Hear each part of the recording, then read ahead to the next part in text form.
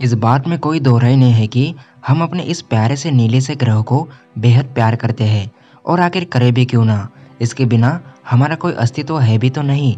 अगर ये ग्रह ना होता तो आज हम भी जिंदा ना होते। लेकिन क्या कभी सोचा है कि इस धरती का जन्म कैसे हुआ और कैसे हुई धरती पे जीवन की शुरुआत? तो आज के इस वीडियो में हम इसी टॉपिक को समझेंगे, जानेंगे कि कैसे हुआ धरती का जन्म। ज़्यादा वक्त ज़ाया न करते हुए कहानी की शुरुआत होती है आज से लगभग 5 बिलियन साल पहले। स्पेस में कई गैसों के मिश्रण से एक बहुत ही जोरदार धमाका हुआ।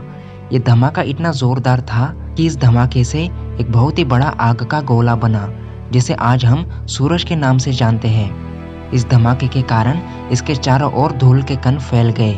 ग्रेविटेशनल फोर्स की शक्ति के कारण ये धूल के कण छोटे छोटे पत्थरों के आकार में बदल गए। धीरे धीरे ये टुकड़े भी ग्रेविटी के कारण आपस में टकराकर एक दूसरे के साथ जुड़ने लगे और इस तरह हुआ हमारे सौरमंडल का जन्म।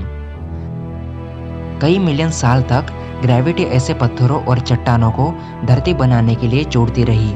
उस समय 100 से ऊपर ग्रह सौरमंडल में हमारे सूरज का चक्कर लगा रहे थे।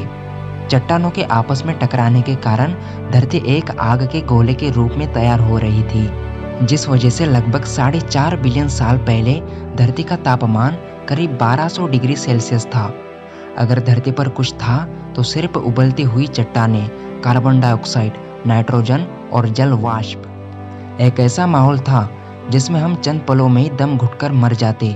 उस समय कोई भी सख्त सतह नहीं थी, कुछ था तो बस न खत्म होने वाला उबलता हुआ लावा जो धरती में हर जगह फैला हुआ था।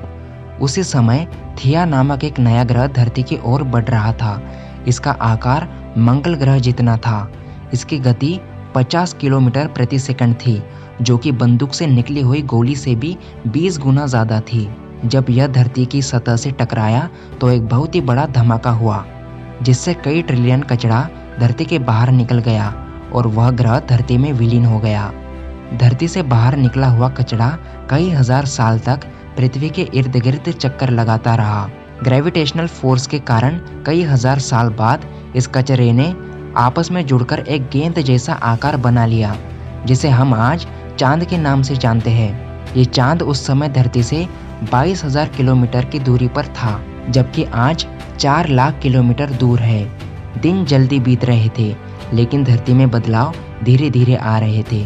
करीब 4 बिलियन साल पहले पृथ्वी की उत्पत्ति होने के बाद अंतरिक्ष में बचे हुए चट्टानों का धरती पर हमला होना शुरू हो गया। आसमान से गिरते इन एस्टेरॉयड में एक अजीब से क्रिस्टल थे, जिन्हें आज नमक के रूप में इस्तेमाल किया जाता है। हैरानी की बात यह है कि जिन महासागरों से हम नमक निकालते हैं, इन समुद्रों का पानी इन्हीं गिरने वाले एस्टेरॉयड के अंदर मौजूद नमक से निकला है। आपके मन में ये सवाल आ रहा होगा कि आखिर उल्का में मौजूद इतने कम पानी से समुद्रों का निर्माण कैसे हो सकता है? तो इसका जवाब है कि यह एस्टेरॉयड धरती पर 20 मिलियन साल तक गिरते रहे, जिस कारण धरती पर काफी पानी इकट्ठा हो गया। धरती पर पानी इकट्ठा होने के कारण धरती की ऊपरी सतह ठंडी होने लगी और उबलती चट्टानें ठंडी होने के कारण सख्त होने लगी। लेकिन धरती के अंदर का लावा उसी फॉर्म में मौजूद रहा। धरती का ऊपरी तापमान 70 से 80 डिग्री सेल्सियस हो चुका था। धरती की सतह भी सख्त हो चुकी थी। धरती के वातावरण में बदलाव लाने के लिए यह तापमान और हालात सही थे। वैज्ञानिकों के मुताबिक यही वो समय था जब समुद्रों में सूक्ष्म जीवों का निर्माण होना शुरू हो गया था। धरती पर आज जो पानी है वो कई बिलियन साल पहले का है। इसी पानी के नीचे सारी सख्त सतह ढक चुकी थी। चांद धरती के नजदीक होने के कारण उसके द्वारा निकलने वाले ग्रेविटेशनल फोर्स से धरती पर एक तूफान सा आने लगा। उस तूफान ने धरती पर उथल पुथल मचा दी थी। लेकिन समय के साथ साथ चांद धरती से दूर होने लगा और तूफान भी शांत होने लगे। पानी की लहरें भी शांत हो चुकी थी। अब धरती की छाती से फिर लावा निकलने लगा और छोटे छोटे द्वीप यानी आइलैंड्स बनने लगे। अब इन आइलैंड्स में पेड़ उगना शुरू हो गया था, लेकिन धरती पर पूरी तरह से जीवन की शुरुआत होना अभी बाकी था। तो ये तो था पृथ्वी का निर्माण। अब पृथ्वी पर जीवन की शुरुआत कैसे हुई वो हम इस वीडियो के पार्ट 2 में जानेंगे। अगर आपको इस वीडियो का पार्ट 2 जल्दी चाहिए तो मुझे कमेंट सेक्शन में ज़रूर बताइएगा और इस वीडियो को अपने दोस्तों के साथ शेयर करना ना भूलिएगा।